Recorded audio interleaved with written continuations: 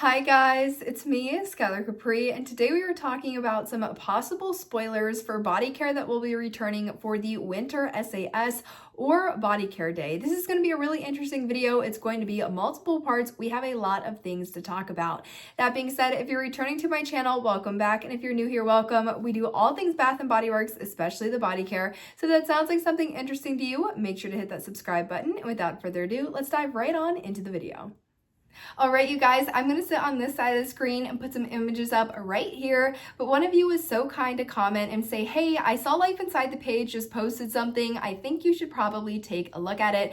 And I am so happy I did because, you guys, this is a lot of news. So recently, Life Inside the Page posted a this and that sort of page in one of her posts. And it included things like returning body care, refresh packaging, new aromas, SAS body care day body care. We got a lot of news on this one central page, which you're seeing on the screen right now.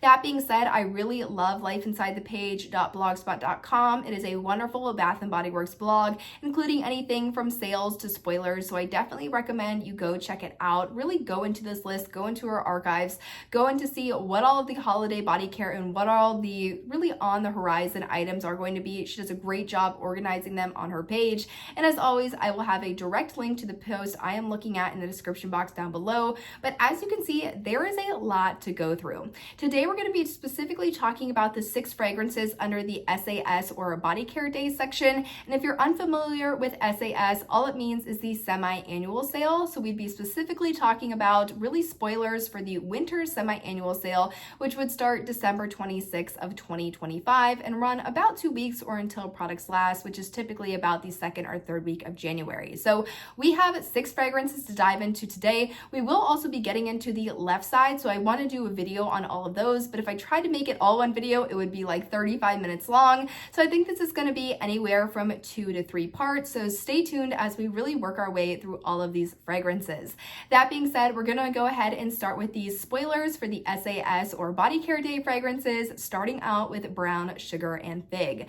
Now, I know a lot of people have been talking about how they would love to see Brown Sugar and Fig return. We haven't seen this one in a couple of years, and I believe the most recent Fig scent would be Guilty as Fig, which was part of the Everyday Luxuries collection. I want to say this was probably Everyday Luxuries 2 or 3. I think this was released back with things like Loyal to You, and I want to say things like Strawberry Flirt. So I think that was maybe Everyday Luxuries 2. It's kind of hard to keep track with all of the Everyday Luxuries launches, as I think we're up to like 5 or 6 right now. But that being said, and returning to Brown Sugar and Fig, we really haven't seen another fig fragrance. Now, Brown Sugar and Fig has scent notes of fresh fig, coconut milk, and caramelized brown sugar. It's a really yummy fragrance, perfect for fall, and honestly, this is something that I think is a wonderful transitional fragrance, especially when it comes from summer into fall. Now, this is weirdly positioned as if it would be available for a body care day or especially the winter semi-annual sale. It doesn't really, for me at least, fit in the seasonality of that kind of deep, very cold winter. It's more of a lighter fragrance, still gourmand in aspects, but more appropriate for fall in my opinion. This is definitely something you could buy in the winter and then save it for next year, or I think this might even be a good one for winter going into spring or spring to summer, one of those transitional fragrance that would definitely be unique in your collection.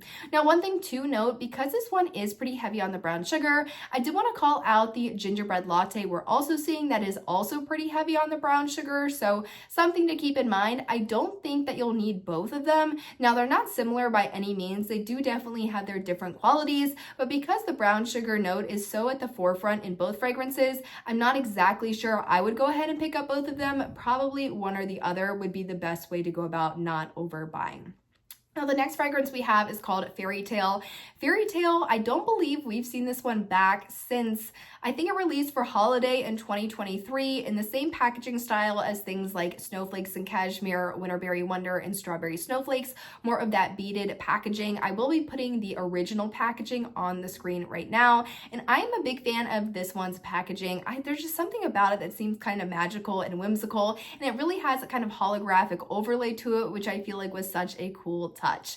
Now this one has scent notes of pomegranate nectar, fresh orange blossom, and vanilla bean. And if I have the correct fragrance, I believe this is a dupe for the YSL Libre perfume. Now, in all honesty, Fairytale has never really worked with my skin chemistry. I think it's something in the orange blossom mixed with that vanilla bean that just goes off. There's also something when it comes to vanilla fragrances, like I have had a really bad experience with Vanilla Bean Noel, really smelling like a nasty spoiled milk fragrance. I've also experienced something similar with Marshmallow Pumpkin Latte. So sometimes those like milky, lactonic, or vanilla fragrances just don't really work with my skin chemistry. So I don't have a lot to say on Fairytale, but I do enjoy the packaging. A lot of people did really enjoy this, and I'm sure a lot of people are very excited to see it coming back.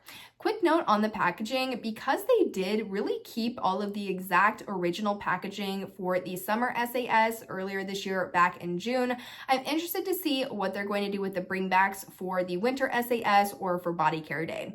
So typically if a fragrance is coming back, they do something different with the packaging to really make it look like more of a collection rather than just these individual pieces. However, that's not something we saw with summer SAS. Things like Be Enchanted or Velvet Sugar, they really just brought them out in the exact packaging that we knew from years before with a very slight variation. So will they be doing that again? I'm not sure. I think a lot of people didn't like that. I think they much would have rathered a really cohesive collection, still keeping still keeping like nods to the original fragrances, but something a little bit more cohesive, not as just, you know, hectic and all over the place and really lacking a new design or a more updated design. But then again, that contradicts it being like a nostalgic thing. So I'm not sure where they're going to end up on this, whether it's going to be repackaging, modernizing, and making it look cohesive, or keeping the original packaging for like nostalgic reasons. Not sure where they're going to land, but that is going to be something we're going to want to look out for. The next fragrance we have is Lovely Dreamer. Now I'm going to put the original bottle up on the screen, and if you guys remember this sort of older, kind of odd rectangular packaging that I think they tried for like 3 or 4 fragrances, and then they were like, nope, I think we're going to stick to the original. So not only did we see this sort of boxy packaging with things like Lovely Dreamer, but we also saw it with At the Beach, and I believe it is In the Sun is the other fragrance. They all have since been transformed into the packaging that we see today. Things like At the Beach, we've seen Lovely Dreamer a couple of years ago for winter SAS. It came out with things like Carried Away and I believe Forever Sunshine. But Lovely Dreamer, if you're not familiar, has notes of fluffy musk, clean woods, white iris, and fresh bergamot. This is a great transitional winter into spring fragrance or true spring fragrance. I think a lot of people are going to enjoy it. And we don't have anything super clean, kind of like clean smelling and almost like a laundry smell in the current lineup. So I do think this one is sitting at a pretty unique spot. The next one we have is Pear Berry, and Pear Berry is part of that kind of 2000s throwback. So think things like Cucumber Melon or Freesia or Plumeria, sort of sitting in that family, and we have seen this one back a couple of times before.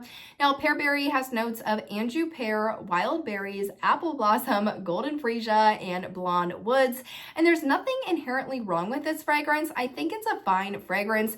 It's just not unique enough for me to want to go out of my way to purchase it, especially with the things that we saw earlier this year with like the Villains collection. All of these notes are sort of embedded into that Villains collection, and nobody really was buying those, unfortunately. It just wasn't unique enough given the surrounding landscape. So unfortunately, I do think Pear Berry is going to struggle a little bit to sell. I think the big selling point is that it might be nostalgic, or you might remember getting it, years ago, or you've been looking for it because you used it a couple of years ago. I'm not exactly sure that this is going to be bringing people in. And that's really the question when we have things like a Cucumber Melon or a Plumeria or a Freesia. Yes, they were iconic at a point in time, but also there are other fragrances like Santa's Blueberry Shortbread or Fireside Flurries or Christmas Cocoa and Mint or Ice Sugar Plum or, I wanted to say Frosted Coconut Snowball, but that's not it. Jingle All the Way or Be Joyful, that I think a lot of people want those more niche, those more unique fragrances rather than seeing something that we've seen multiple times, even though it did originate, years and years ago. So kind of my 2 cents there. I don't have anything wrong with Pear Berry. I think it's a fine fragrance, just not unique enough. I think there were better options.